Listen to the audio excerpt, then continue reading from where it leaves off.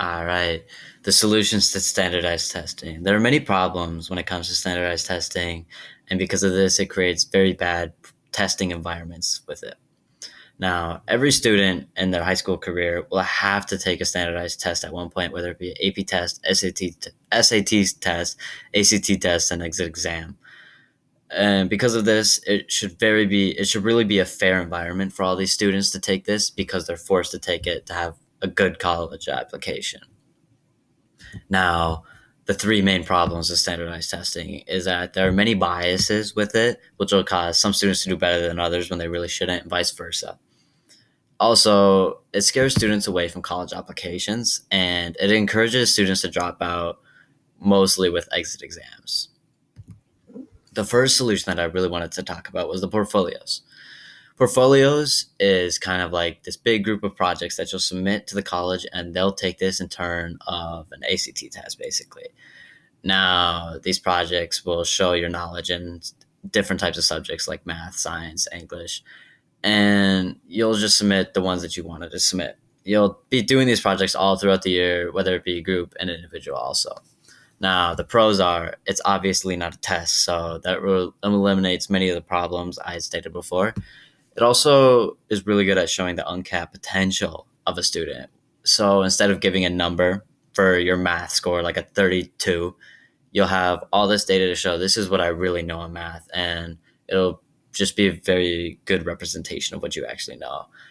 But there's cons to this. So the student has a little bit too much control, in my opinion, because they'll just submit what they're really good at, and the colleges will never see what they just did average or bad at. So the colleges will never see the weaknesses of the student. Now, the second solution that I wanted to bring up would be game-based assessments.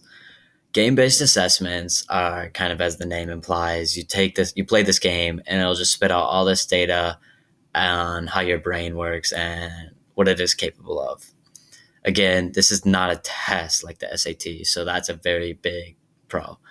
It also tests your ability to take feedback measures and it tests your problem solving. So it'll be able to show what you'll be able to do in the future when a problem presents itself. Now, there's cons to this as well.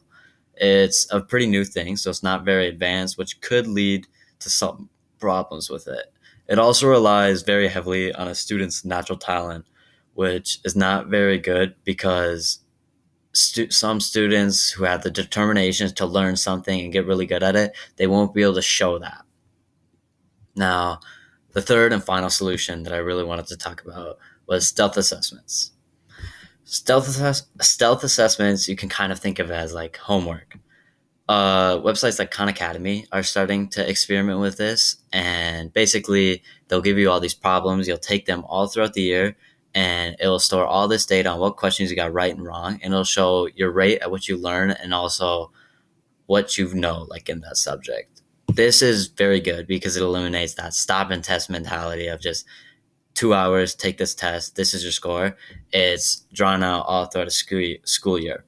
It also gives very good insight at a student's learning rate. This is very important because colleges will love to see this to see potential prospects.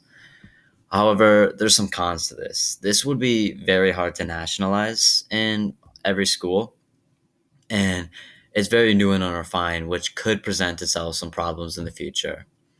Now, after presenting all three of these great solutions, I believe the best solution would be stealth assessments.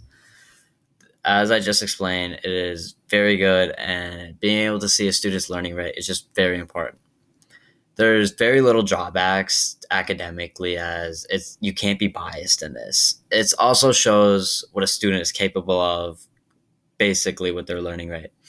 It'll show like if a student's gonna just accelerate exponentially at a subject or if a student's already flatlining.